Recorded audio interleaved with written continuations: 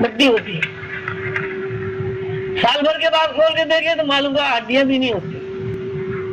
یہ جسم لباس جو ہے لباس تو لباس سے تو کوئی سوال جواب ہو ہی نہیں سکتا. مثلاً اب ایک آدمی جیسے میں ہوں, میرا کرتا شلوار ٹوپی ایک آپ اس سے بانس سے بنا کے کھڑا کر دیں اور اس سے آپ سوال جواب کریں, یہ لباس کیا جواب دے گا؟ اس لباس کو آپ پھاڑ دیں تب بھی اس کی طرف سے کوئی متاثر نہیں ہوگی. اس میں آپ سلائی لگا دیں وہ لباس جل جائے گا لیکن ایک آہ بھی نہیں نکلے گی. تو قبر میں تو یہ جو جسم ہے, جسم قبر میں اس لیے رکھا جاتا ہے تاکہ بے حرمتی نہ ہو, انسان کی بے حرمتی نہ ہو. اور یہ قبر میں رکھنے کا رواج کوئی اسلامی نہیں ہے کہ آپ کہیں گے صاحب یہ حضور صلی اللہ علیہ وسلم کے بعد یہ سب کچھ ہوا. یہ تو یہودیوں کے زمانے سے, حضرت سلیمان علیہ السلام کے زمانے سے قبریں بنتی چلی آئی ہیں. تو یہ انسانی عظمت کو خراب نہ کرنے کے لیے اور انسانیت کی بھی, لیکن ایک آدمی مر گیا اس کی آپ لاش چھوڑ دیجیے اور وہ پھولے گا, سڑے گا, اس میں بدبو ہوگی, تعفن ہوگا, کیڑے پڑیں گے, گدھ کھائیں گے, کوے کھائیں گے, چیلیں کھائیں گی, چیونٹیاں لگیں گی, بلی, کتے, بھیڑیے, گدھ اور سب آگے اسے کھائیں گے. تو یہ کتنی آدمی کی ایک طرح سے بے عزتی ہے. تو اس بے عزتی سے بچانے کے لیے اور انسانیت کا احترام برقرار کرنے کے لیے یہ قبر کا تصور قائم ہوا. اور یہ حضرت آدم سے چل رہا ہے. حابیل قابیل کا قصہ آپ نے سنا ہوا, وہاں سے یہ چل رہا ہے قبر کا سلسلہ. تو جسم جو ہے اگر جب ہم اس کو لباس مان لیتے ہیں روکا تو اس کے اوپر کوئی حساب کتاب نہیں ہوتا. حساب کتاب ہوتا ہے, پہلے بھی آپ کو بیان کیا جا چکا ہے کہ اس لباس کے اوپر ایک اور روشنیوں کا بنا ہوا جسم ہوتا ہے اور وہ اس جسم سے 9 انچ اوپر ہوتا ہے. وہ سارا صلاحیت کام کرنے لگتی ہے جو صلاحیت یہاں سے 200 میل اوپر دیکھتی ہے. یعنی ایصال ثواب پہنچانا اس بات کی نشاندہی ہے کہ آدمی کے اندر ایسی صلاحیت کام کر رہی ہے, ایسی نظر کام کر رہی ہے جو 200 میل اوپر بھی دیکھ سکتے. اب آگے سے ہم تو نہیں دیکھ سکتے, ہم تو سن بھی نہیں سکتے. جیسے حضور پاک صلی اللہ علیہ وسلم نے فرمایا جب تم قبرستان جاؤ تو کہو السلام علیکم یا اہل القبور, اے قبر میں رہنے والوں. اب ظاہر ہے رسول اللہ صلی اللہ علیہ وسلم کی کوئی بات بس تو ہو نہیں سکتی, بغیر حکمت کے نہیں ہو سکتی. تو حضور نے جب یہ فرمایا کہ قبرستان جا کے کہو السلام علیکم یا اہل القبور, تو اس کا مطلب یہ قبر میں رہنے والے لوگ ہمارا سلام سنتے ہیں. تو حضور نے یہ بھی فرمایا کہ وہ تمہارے سلام کو جواب بھی دیتے لیکن تم سن نہیں سکتے. لیکن اگر ہم اس صلاحیت کو بیدار متحرک کر لیں, یعنی لاشعوری صلاحیت کو یا روحانی صلاحیت کو, تو ہم ان کی آواز سنتے نہیں ہیں, انہیں دیکھ بھی سکتے ہیں, ان سے رابطہ بھی قائم کر سکتے ہیں. یہ اہل اللہ کا عام ہے. کشف القبور ایک باقاعدہ اصطلاح ہے تصوف میں. وہ جاتے ہیں آنکھیں بند کر کے بیٹھتے ہیں, کچھ پڑھتے ہیں. جو عالم اعراف میں جو لوگ ہیں وہ سامنے آ جاتے ہیں. تو قبر کا جو تعلق ہے, قبر میں یہ جو گوشت پوش ہے اس سے حساب کتاب نہیں ہوتا, بلکہ اس گوشت پوش کے اوپر ایک اور روح کا بنایا ہوا ایک جسم ہوتا ہے, مکمل جسم ہوتا ہے. تو اس میں مثالی بھی کہا جاتا ہے. وہ سنتا ہے, وہ دیکھتا ہے, وہ خوشی محسوس کرتا ہے یا وہ کمی محسوس کرتا ہے. یہ ڈپلیٹ ہو جائے تو کیا ڈپلیٹ کیا روحانی رائے سے اسے درست کیا جا سکتا ہے؟ ان کا مطلب ہے کسی وجہ سے ہو رہا ہے کہ کوئی گڑبڑ ہو جائے. ڈپلیٹ کیا ہوتا ہے بھائی؟ کیا سوال کیا کم ہو جانا جی, اپنی کی صلاحیت کم ہو جائے یا روشنی کا حضور سے زیادہ ہو جائے یا کم ہو جائے, کمی بیشی ہو جائے. بالکل ہو سکتا ہے. اگر کوئی آدمی روشنیوں کے علم سے واقف ہے, علاج ریاست یہ میں نے کہا یہ تو ایسی بات ہے کہ آپ یہ کہیں کہ صاحب یہ جو ہارٹ کا جو ہے وال بند ہو جائے کہ اس کا کوئی علاج ہے؟ وہ کہے گا ہاں علاج ہے. کہ صاحب بتا دیجیے, کہ صاحب لیٹ جائیے, کھول لیتے ہیں اور 3 لاکھ روپے دے دیجیے. ہر چیز کا علاج ہے. جس طرح باڈی کا ایک دیکھیے نا, علم الابدان جسے آپ کہتے ہیں, کیا کہتے ہیں انگریزی میں, اناٹمی جس کو آپ کہتے ہیں، اس کا ایک مکمل جسم کا پورا ایک نظام ہے، کہاں رگیں ہوتی ہیں، کہاں دل ہوتا ہے، کہاں پھیپھڑے ہوتے ہیں، کیا کس ہوتا ہے. تو جو لوگ جانتے ہیں اس سے علاج کر لیتے ہیں. اور مثلاً وہ بائی پاس کرتے ہیں، یہاں سے پوری یہاں سے یہاں تک رگ نکالتے ہیں، دل کھول لیتے ہیں، اور اس رگ میں سے جو خراب ہوتی ہے وہ کاٹ دیتے ہیں، چھوٹے چھوٹے بھاگ نکال کے دل میں سی دیتے ہیں. تو اس کا مطلب یہ ہے دل کا آپریشن بھی ہوتا ہے، دل کا علاج بھی ہوتا ہے. ہارٹ اسپیشلسٹ 16-17 سال پڑھ کے دل کا آپریشن کر لیتا ہے، اس کا علاج کر لیتا ہے.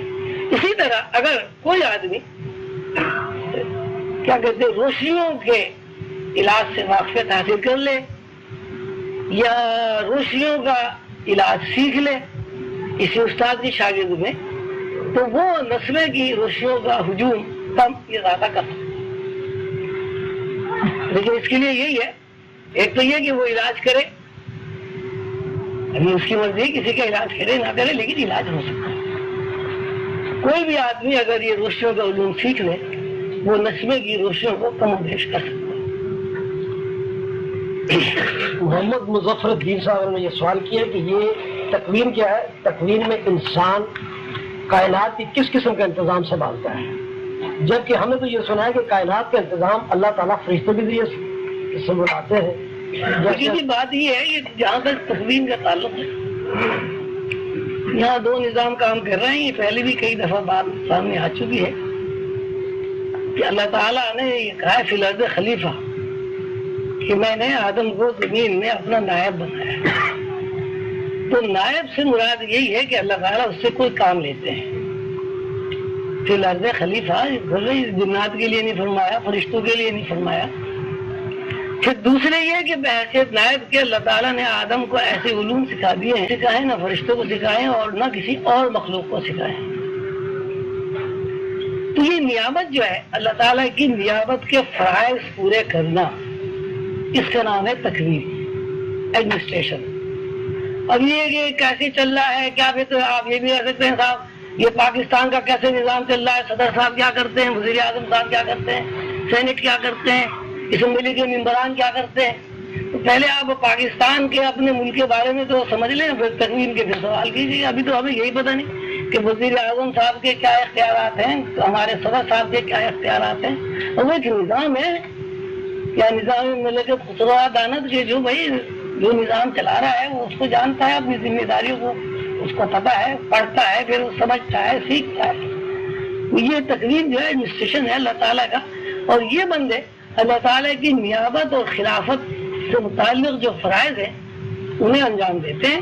اور ہر آدمی جو ہے وہ تکوین کا نہیں ہو سکتا، بالکل جس طرح ہر آدمی مجسٹریٹ نہیں ہو سکتا، ہر آدمی جج نہیں ہو سکتا، ہر آدمی ڈاکٹر نہیں ہو سکتا. اب جو ڈاکٹری پڑھ لیتا ہے وہ ڈاکٹر ہو جاتا ہے، جو انجینئرنگ پڑھ لیتا ہے وہ انجینئر ہو جاتا ہے، وغیرہ وغیرہ. یہ اسد اللہ صاحب نے یہ سوال کیا کہ اللہ تعالیٰ کلام پاک میں فرماتے ہیں کہ اس کتاب میں شک و شبہ کی کوئی گنجائش نہیں اور یہ متقیوں کو ہدایت دیتی ہے. تو اس کا مطلب یہ ہوا کہ عام آدمی کو ہدایت نہیں بلکہ صرف متقی. اللہ تعالیٰ نے قرآن پاک میں سورہ بقرہ میں یہ فرمایا ہے الف لام میم ذالک الکتاب لا ریب فیہ. بہت سیدھا سیدھا سا ترجمہ ہے. یہ کتاب ذالک الکتاب، ذالک کا معنی یہ کتاب، معنی کتاب، یہ کتاب لا ریب. ریب کہتے ہیں شک شبہ کو، لا معنی نہیں، لا ریب اس میں کوئی شک شبہ نہیں. یہ کتاب ایسی ہے کہ جس میں کسی قسم کا شک شبہ وسوسہ ابہام نہیں ہے. یہ کتاب اس میں کسی قسم کا شک شبہ نہیں ہے. ہدی للمتقین، یہ کتاب متقی لوگوں کے لیے ہدایت کا سرچشمہ ہے. پھر اللہ تعالیٰ فرماتے ہیں کہ متقی کون لوگ ہیں؟ الذین، کون لوگ ہیں وہ؟ ان متقی کون لوگ ہیں؟ یؤمنون بالغیب. متقی وہ لوگ ہیں جن کا غیب کے اوپر یقین ہوتا ہے، یعنی وہ ایمان اس طرح لے آتے ہیں، غیب پر ایمان لے آتے ہیں. ایمان کا مطلب ہے یقین. وہ یقیمون الصلاۃ، اور ان کا اللہ تعالیٰ سے ایک تعلق قائم ہوتا ہے براہ راست. تو یہ کتاب ان لوگوں کو ہدایت بخشتی ہے. مما رزقناہم ينفقون، اور جو کچھ وہ خرچ کرتے ہیں اس کے بارے میں وہ یہ کہتے ہیں، وہ یہ جانتے ہیں، ان کا ایمان ہوتا ہے کہ ہم جو کچھ خرچ کر رہے ہیں یہ ہمارا نہیں ہے، اللہ کا دیا ہوا خرچ کر رہے ہیں۔ خرچ کرنے کا مطلب یہ ہے کہ جتنے بھی وسائل ہمارے لیے موجود ہیں زمین کے اوپر، ماں باپ ہوں، اولاد ہوں، بیوی ہوں، بچے ہوں، رشتہ دار ہوں، کاروبار ہو، یہ سب اللہ کی عنایت ہے، اللہ کا دیا ہوا ہے۔ اولئک علی ھدی من ربہم واولئک ھم المفلحون، وہی لوگ ہدایت یافتہ ہیں اور وہی لوگ فلاح پانے والے ہیں۔ تو قرآن کی ان آیاتوں سے یہ بات بالکل پوری طرح واضح ہو جاتی ہے کہ قرآن کو سمجھنے کے لیے تو 3 باتوں کا ہونا ضروری، 4 باتوں کا ہونا ضروری ہے۔ ایک یہ کہ آدمی متقی ہو، دوسرے یہ کہ اس آدمی کا غیب پر یقین ہو۔ اب غیب پر یقین کو روحانی لوگ مشاہدہ کرتے ہیں، یعنی غیب کو وہ دیکھتا۔ تیسرے یہ کہ اللہ تعالیٰ کا اس کے ساتھ تعلق قائم ہو، اور چوتھے یہ کہ وہ جو کچھ اسے مل رہا ہے یعنی پیدا ہونا، مرنا، جینا، جوان ہونا، ان سب کو وہ من جانب اللہ سمجھتا ہے۔ جب یہ چاروں صفات کسی انسان کے اندر آ جائیں گی اس کو قرآن جو ہدایت بخشے۔